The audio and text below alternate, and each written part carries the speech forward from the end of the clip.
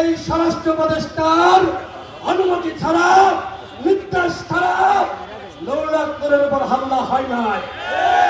সুতরাং একজন জনপ্রিয় জাতীয় নেতা, জুলাই গণঅভ্যুত্থানের অন্যতম সাহসী নেতা, তার উপর যে হামলা হয়েছে, এই হামলার দায় নিয়ে এই নির্লজ্জ বেয়াদ জনলোক, এই অথর্ব স্বরাষ্ট্র উপদেষ্টাকে পদত্যাগ করতে হবে।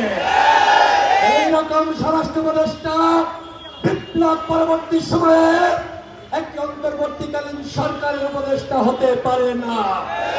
সুতরাং অবশ্যই এই স্বরাষ্ট্র উপদেষ্টাকে পদত্যাগ করতে হবে। যদি এই স্বরাষ্ট্র উপদেষ্টা পদত্যাগ না করে, এই জাতীয় নেতৃবৃন্দ, হাসিনা বিরোধী শক্তি, আমরা যারা এখানে এই সংহতি সমাবেশে হাজির হয়েছে, সবাইকে সাথে নিয়ে সচিবালয় ঘেরাও করা হবে এবং টেনে হিঁচড়ে এই স্বরাষ্ট্র উপদেষ্টাকে তার ক্ষমতা থেকে নামানো হবে। আমার সর্বশেষ কথা, আওয়ামী লীগ যে অপরাধ করেছে, জাতীয় পার্টি কি একই অপরাধ করে নাই?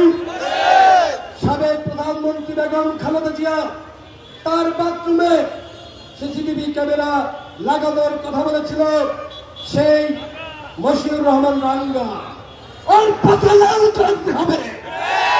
ও এখন কোথায় আছে?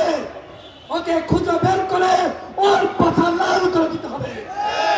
অন্যথায় বন্ধুরা, আপনারা যারা এই যে গণঅভ্যুত্থানে ফেসবুক লাল করেছিলেন, আপনারা কিন্তু ভালো থাকতে পারবেন না, আমাদেরকে লাল করে দিবে। ইতিমধ্যে ভারত একটি চক্রান্ত ষড়যন্ত্র শুরু করেছে, আবারও জাতীয় পার্টিকে বিরোধী দল বানাবে। মুখের কথা, ভারত তুমি মামাবাদী গ্রেপ্তার পাইছ, এই বাংলাদেশে কে সরকারি দল হবে আর কে বিরোধী দল হবে, সেই সিদ্ধান্ত নিবে বাংলাদেশের জনগণ। বাংলাদেশের রাজনীতি নিয়ে ভারতকে আর নাক গলানোর সুযোগ দেওয়া হবে না।